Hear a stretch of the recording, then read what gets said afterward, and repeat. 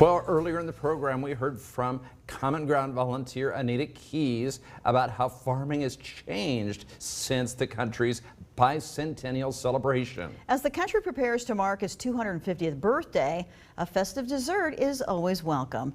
In this recipe segment, Anita shows us how to make a patriotic poke cake. Well, this time of the year is all about celebrating the country. Joining me now with more is Anita Keys. Anita, what do you have today? Okay, so for our semi-quintessential, we are going to make a patriotic poke cake.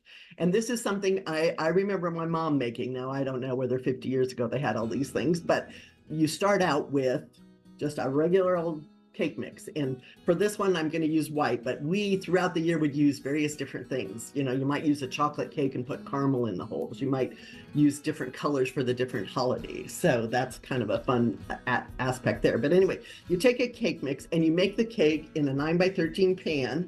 You bake your cake 350 degrees. And then I have a little poker thing that you poke in. You can use a toothpick, anything like that. Poke in the middle of the cake. If it comes out clean, then it's ready. Okay, so you take your cake out of the oven.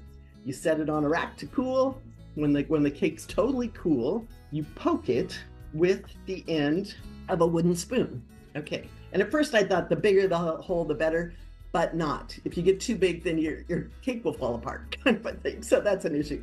I also found, like, if you don't happen to have a wooden spoon, you might have the end of this pen is about the same size. So that would work. Obviously clean these up. And you only go halfway into the cake and you put like 30 to 40 holes. Then and you could even do this part while it was cooling. You take your packages of Jell-O, half a package of strawberry, half a package of blueberry. Okay, in separate bowls, you take them and you mix each one with a half a cup of boiling water. You make those, and then you pour every other hole with red, let's say, and then and it says you can use a spoon. I tried where you take a straw, you know, and you move it over and try to, you know, siphon it, kind of a thing. Yeah, that kind of worked. Or just take it, if you mixed it up in a measuring cup with a spout, and just pour it in. But you don't want them all to mix together. Then you do go back and put the blue ones in every other one. You don't want them mixed together or you'll have a purple cake. So then you've got that. You cool that in the refrigerator for half an hour or whatever, overnight, doesn't matter.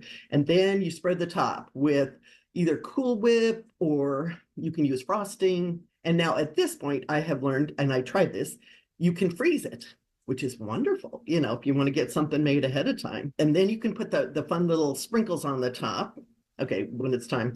Or this morning, I did it another way. Okay, and this one, I actually used a strawberry cake, and then I just used red strawberry Jell-O in it. And then I made it with the pretty fruit, which is kind of a good way to get fruit into your diet too. So that's an idea. If you don't have something planned yet for your 4th of July, you can do that. And you can do this any time of the year. It's kind of a light and refreshing dessert. Okay. Thank you, Anita, for being here today.